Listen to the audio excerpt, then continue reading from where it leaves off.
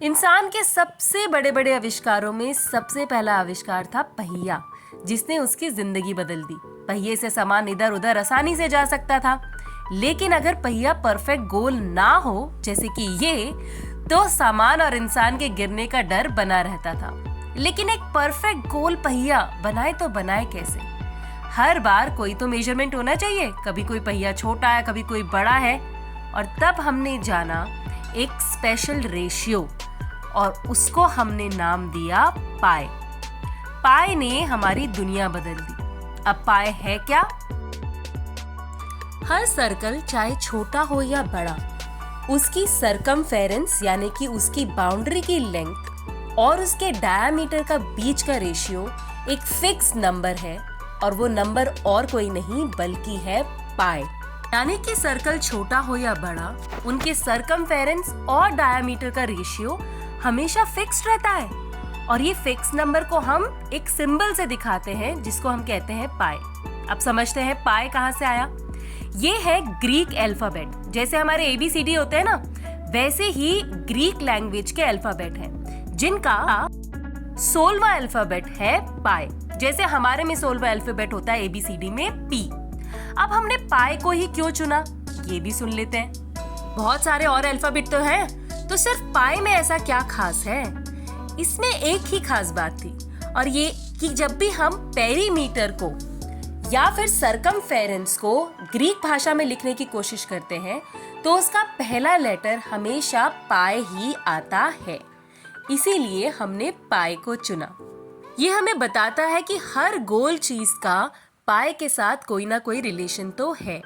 तभी हम कोई भी गोल शेप ले लें, जैसे कि स्फीयर, कोन या सर्कल, इन सब के फॉर्मूलों में पाई का यूज होता है। लेकिन क्यूब, क्यूबॉइड जिसमें कोई सर्कल नहीं होता, उनके किसी भी फॉर्मूले में पाई नहीं आता। तो जहाँ सर्कल वहाँ पाई। हमें बचपन से बताया गया है कि पाई की वैल्यू है 22/7 या फिर 3.14। लेकिन क्या सच में ये इसकी वैल्यू है? बिल्कुल भी नहीं। तुम्हें पता है पाई की वैल्यू आज तक कोई निकाल ही नहीं पाया। 3.14, 1592 और ऐसे ये नंबर डेसिमल प्लेस चलते ही जाते हैं।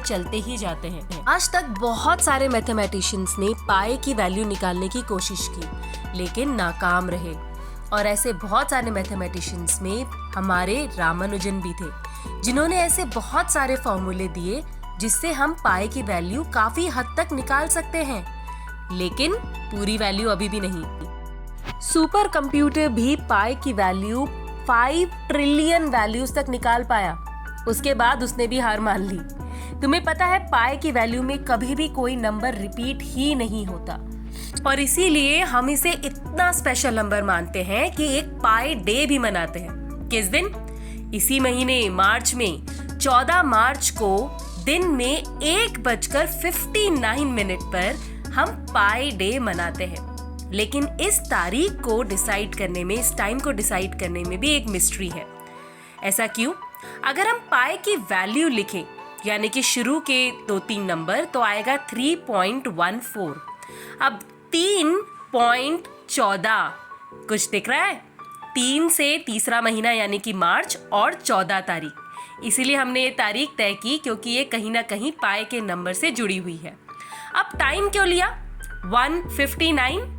अगर हम पाई के आगे के नंबर लिखें 3.14 के बाद, तो वो आते हैं 159, और ये हमें उसका मनाने का टाइम देते हैं, पाई डे को मनाने का, 1:59। लेकिन क्या तुम्हें पता है कि इसी डेट यानी कि 14 मार्च के साथ कुछ और भी चीजें जुड़ी हुई हैं?